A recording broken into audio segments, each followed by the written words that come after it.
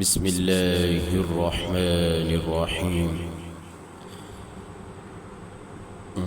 والنازعات غرقا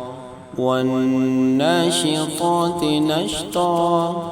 والسابحات سبحا فالسابقات سبقا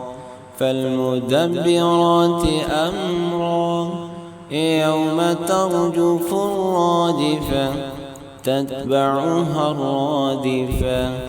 قلوب يومئذ واجفة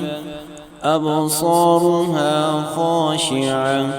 يقولون أئنا لمردودون في الحافرة أإذا كنا عظاما نخرة قالوا تلك إذا كرة خاسرة فإنما هي زجرة واحدة فإذا هم بالساهرة هل أتاك حديث موسى إذ ناداه ربه بالوادي المقدس طوى اذهب إلى فرعون إنه طغى فقل هل لك إلى أن تزكى وأهديك إلى ربك فتخشى فأراه الآية الكبرى فكذب وعصى ثم أدبر يسعى فحشر فنادى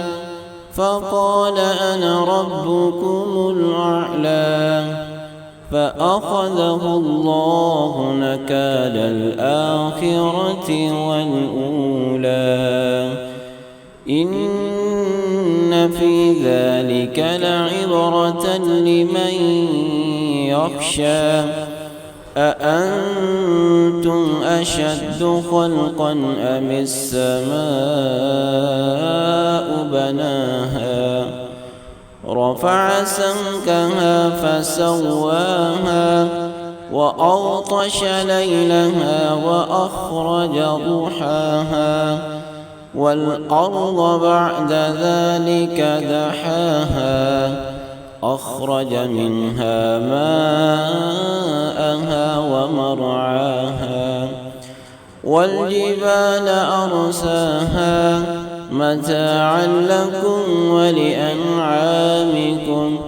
فإذا جاءت الطامة الكبرى يوم يتذكر الإنسان ما سعى وبرزت الجحيم لمن يرى فأما من طغى وآثر الحياة الدنيا فإن الجحيم هي المأوى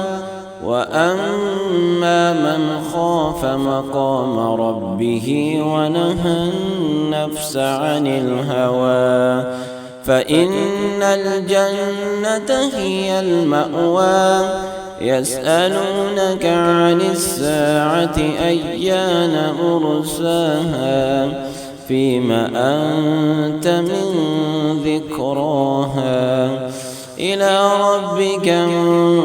منتهاها إنما